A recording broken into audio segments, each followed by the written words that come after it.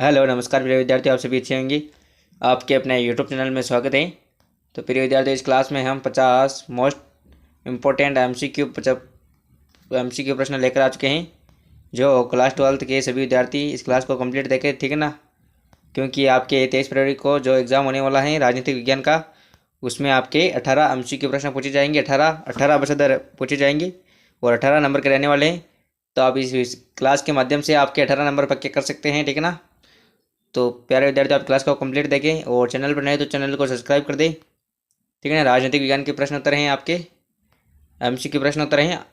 तो स्टार्ट करते हैं। पहला प्रश्न देखते हैं। शीत युद्ध का अंत किस घटना से माना जाता है? तो बर्लिन की दीवार का गिरना, ठीक है ना। तो ऑप्शन बी राइट आंसर है, ऑप्शन बी करेक्ट आंसर रहेगा। और अगला प्रश्न संख्या 2, बर्लिन दीवार कब गिरी? तो ये गिरी थी आपके 1989 में, ठीक है ना। 1989 में बर्लिन की दीवार को गिराया गया। तो ऑप्शन सी राइट आंसर है, ठीक है ना। और 1961 में बर्लिन की दीवार को खड़ी किया गया था, ठीक है ना। अगला है प्रश्न संख्या 3, क्यूबा मिसाइल संकट कब हुआ? तो ये हुआ था आपके 1962 में, ठीक है ना, 1962 में। तो ऑप्शन बी राइट आंसर है। अगला है प्रश्न संख्या 4, गुटनिरपेक्ष आंदोलन के प्रमुख नेता कौन थे? तो नेहरू, टिटो, नासिर, ठीक है ना। तो ऑप्शन ए राइट आंसर है, ठीक है ना, ऑप्शन ए करेक्ट आंसर रहेगा। अगला है आपके प्रश्न संख्या 5, प्रथम NAM नियम सम्मेलन 1961 में कहाँ हुआ? तो ये होता है आपके बेलग्रेड में, ठीक है ना। तो ऑप्शन बी राइट आंसर है। अगला है आपके प्रश्न संख्या 6, नई अंतर्राष्ट्रीय आर्थिक व्यवस्था NIEO की मांग किसने उठाई? तो ये उठाई थी विकासशील देशों ने, ठीक है ना। तो ऑप्शन बी करेक्ट आंसर है। और अगला है प्रश्न संख्या 7, आसियान का पूरा नाम क्या है? तो association of south east Asian nation, ठीक है ना। तो ऑप्शन ए राइट आंसर है, ठीक है ना, ऑप्शन ए। अगला है आपके प्रश्न संख्या 8, यूरोपीय संघ का गठन किस संधि से हुआ? तो ये हुआ था आपके maastricht संधि, ठीक है ना, ऑप्शन बी राइट आंसर है। और अगला है प्रश्न संख्या 9, WTO का मुख्य उद्देश्य क्या है? तो व्यापार को बढ़ावा देना, ठीक है ना, व्यापार को बढ़ावा देना। तो ऑप्शन बी राइट आंसर है। और अगला है आपके प्रश्न संख्या 10, संयुक्त राष्ट्र सुरक्षा परिषद में भारत किस श्रेणी में है? तो वो है आपके अस्थायी सदस्य, ठीक है ना, अस्थायी सदस्य, ठीक है ना, ऑप्शन बी राइट आंसर है। और अगला है आपके प्रश्न संख्या 11, परमाणु अप्रसार संधि NPT कब लागू हुई? तो ये हुई थी आपके 1970 में, ठीक है ना, 1970 में। तो ऑप्शन बी राइट आंसर है, ऑप्शन बी, ठीक है ना। अगला है आपके प्रश्न संख्या 12, भारत में NPT पर हस्ताक्षर क्यों नहीं किए? भारत ने NPT पर हस्ताक्षर क्यों नहीं किए? तो वो भेदभावपूर्ण संधि मानकर, ठीक है ना। तो ऑप्शन बी राइट आंसर है, ऑप्शन बी। और अगला है आपके प्रश्न संख्या 13, ब्रिक्स पर पहला शिखर सम्मेलन कब हुआ? तो ये हुआ था आपके 2009 में, ठीक है ना। तो ऑप्शन बी राइट आंसर है। और अगला है आपके प्रश्न संख्या 14, जलवायु परिवर्तन पर क्योटो प्रोटोकॉल कब लागू हुआ? तो ये हुआ था आपके 2005 में, ठीक है ना, 2005। तो ऑप्शन सी राइट आंसर है। अगला है आपके प्रश्न संख्या 15, वैश्वीकरण का मुख्य आधार क्या है? तो वो है आपके आर्थिक उदारीकरण, ठीक है ना, आर्थिक उदारीकरण, ऑप्शन बी राइट आंसर है। अगला प्रश्न देखते हैं, प्रश्न संख्या 16। अगला है आपके प्रश्न संख्या 16, 9/11 का हमला किस देश में हुआ? तो ये हुआ था आपके अमेरिका में, ठीक है ना, अमेरिका पर। तो ऑप्शन बी राइट आंसर है। अगला है आपके प्रश्न संख्या 17, आतंकवाद के विरुद्ध वैश्विक युद्ध की घोषणा किसने की थी? तो वो की थी आपके अमेरिका ने, ठीक है ना, अमेरिका ने की। तो ऑप्शन सी राइट आंसर है। अगला है आपके प्रश्न संख्या 18, सार्क का मुख्यालय कहाँ है? तो वो है आपके काठमांडू में, काठमांडू में है, ठीक है ना। ये मोस्ट इंपॉर्टेंट क्वेश्चन है, सार्क का मुख्यालय काठमांडू में है, ठीक है ना। तो ऑप्शन बी राइट आंसर है। और अगला है आपके प्रश्न संख्या 19, अफ्रीकी संघ AU की स्थापना कब हुई? तो ये हुई थी आपके 2002 में, ठीक है ना। तो ऑप्शन सी राइट आंसर है। अगला है आपके प्रश्न संख्या 20, चीन की वन बेल्ट वन रोड योजना किससे संबंधित है? तो वो है व्यापार और संपर्क, ठीक है ना, व्यापार और संपर्क। तो ऑप्शन बी करेक्ट आंसर है। अगला है आपके प्रश्न संख्या 21, भारत का पहला गैर कांग्रेसी प्रधानमंत्री कौन था? तो वो था आपके मोरारजी देसाई, ठीक है ना। तो ऑप्शन ए राइट आंसर है, मोरारजी देसाई। अगला प्रश्न देखते हैं। अगला प्रश्न संख्या 22, 1967 के चुनाव किस लिए महत्वपूर्ण थे? तो कांग्रेस की कमजोरी, ठीक है ना, तो कांग्रेस की कमजोरी, तो ऑप्शन बी राइट आंसर है। अगला है आपके प्रश्न संख्या 23, गरीबी हटाओ नारा किसने दिया था? तो इसका आंसर आपको कमेंट करना है प्यारे विद्यार्थियों, ठीक है ना। गरीबी हटाओ का नारा किसने दिया था?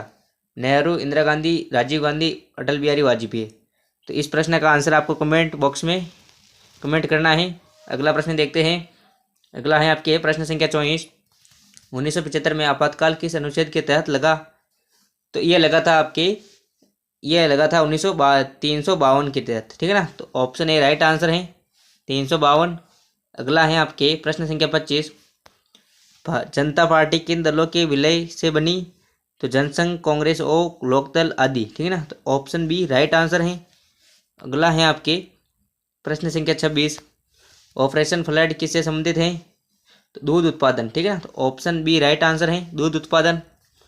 अगला प्रश्न है आपके प्रश्न संख्या 27, नक्सल आंदोलन की शुरुआत कहाँ से हुई है? तो ये हुई है नक्सलबाड़ी, पश्चिमी बंगाल, ठीक है ना। ऑप्शन सी राइट आंसर है। अगला है आपके प्रश्न संख्या 28, मंडल आयोग किससे संबंधित था? तो पिछड़ा वर्ग आरक्षण, ठीक है ना। तो ऑप्शन बी राइट आंसर है। अगला है आपके प्रश्न संख्या 29, सहाय आयोग किससे संबंधित था?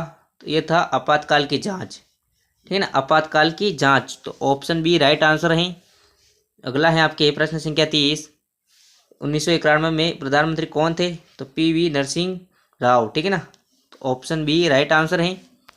अगला है आपके प्रश्न संख्या 31, भारत में बहुदलीय प्रणाली का अर्थ है? तो कई दल सक्रिय हैं, ठीक है ना, कई दल सक्रिय हैं। तो ऑप्शन सी राइट आंसर है। अगला है आपके प्रश्न संख्या 32, भारतीय चुनाव आयोग का गठन किस वर्ष हुआ? तो ये हुआ था आपके 1950 में, ठीक है ना। प्रथम आम चुनाव भी 1952 में हुए थे। तो ऑप्शन बी राइट आंसर है। और अगला प्रश्न है आपके प्रश्न संख्या 33, भारत में राष्ट्रपति शासन किस अनुच्छेद के अंतर्गत है? तो वो है आपके 356, ठीक है ना, 356। ऑप्शन बी राइट आंसर है, ठीक है ना। अगला है आपके प्रश्न संख्या 34, भारतीय संघ में राज्यों की संख्या वर्तमान में कितनी है? तो वो है आपके 28, ठीक है ना, 28। तो ऑप्शन बी राइट आंसर है। अगला प्रश्न है प्रश्न संख्या 35, नीति आयोग का अध्यक्ष कौन होता है? तो प्यारे विद्यार्थी इसका आंसर आपको कमेंट करना है। राष्ट्रपति, प्रधानमंत्री, वित्त मंत्री, गृह मंत्री।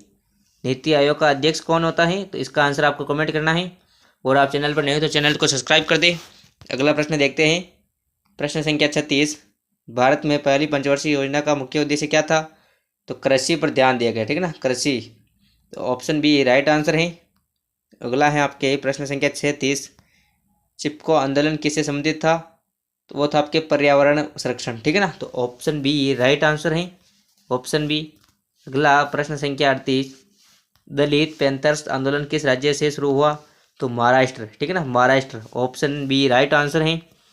अगला है आपके प्रश्न संख्या 39, भारत में पहली महिला प्रधानमंत्री कौन थी? तो वो थी आपके इंदिरा गांधी, ठीक है ना। तो इंदिरा गांधी। तो ऑप्शन बी राइट आंसर है। और अगला प्रश्न संख्या 40, भारतीय जनता पार्टी का चुनाव चिन्ह क्या है? तो कमल, ठीक है ना, कमल। तो ऑप्शन बी राइट आंसर है। और अगला प्रश्न है प्रश्न संख्या 41, कांग्रेस का चुनाव चिन्ह क्या है? तो वो है आपके हाथ, ठीक है ना, हाथ। तो ऑप्शन सी राइट आंसर है, ठीक है ना। अगला है आपके प्रश्न संख्या 42, आम आदमी पार्टी की स्थापना कब हुई? तो ये हुई थी आपके 2012 में, ठीक है ना। तो ऑप्शन बी राइट आंसर है, ठीक है ना, ऑप्शन बी करेक्ट आंसर रहेगा। और अगला प्रश्न देखते हैं प्यारे विद्यार्थियों। अगला है आपके प्रश्न संख्या 43, 42वां संविधान संशोधन किस वर्ष हुआ? तो ये हुआ था आपके 1975 में, ठीक है ना। ऑप्शन बी राइट आंसर है। सॉरी, ऑप्शन बी नहीं, ऑप्शन सी, ठीक है ना, 1974 में हो, ठीक है ना, 1974। तो ऑप्शन सी राइट आंसर है। और अगला प्रश्न संख्या 44, 44वां संविधान संशोधन किससे संबंधित है? तो ये है आपके आपातकाल की शक्तियों में कमी, ठीक है ना। तो ऑप्शन ए राइट आंसर है। अगला प्रश्न संख्या 45, अगला प्रश्न है, भारत में हरित क्रांति के जनक कौन माने जाते हैं? तो MS स्वामीनाथन, ठीक है ना। तो ऑप्शन ए राइट आंसर है, ठीक है ना। अगला है आपके प्रश्न संख्या 46, श्वेत क्रांति किससे संबंधित है? तो वह है आपके दूध उत्पादन, ठीक है ना। तो ऑप्शन ए राइट आंसर है। अगला है आपके प्रश्न संख्या 47, भारत का पहला परमाणु परीक्षण स्थल कहाँ था? तो ये था आपके पोखरण में, ठीक है ना, पोखरण। तो ऑप्शन ए राइट आंसर है। अगला है प्रश्न संख्या 48, राष्ट्रीय आपातकाल कितनी बार लगाया गया? तो ये लगाया गया था आपके 3 बार, ठीक है ना, 3 बार। तो ऑप्शन सी राइट आंसर है। अगला है प्रश्न संख्या 49, भारतीय संविधान का कौन सा भाग मौलिक अधिकारों से संबंधित है? तो वो है आपके भाग 3, ठीक है ना, भाग 3। तो ऑप्शन बी राइट आंसर रहेगा। अगला प्रश्न संख्या 50 और इस क्लास का अंतिम प्रश्न है, भारतीय संविधान का कौन सा भाग राज्य के नीति निर्देशक तत्वों से संबंधित है?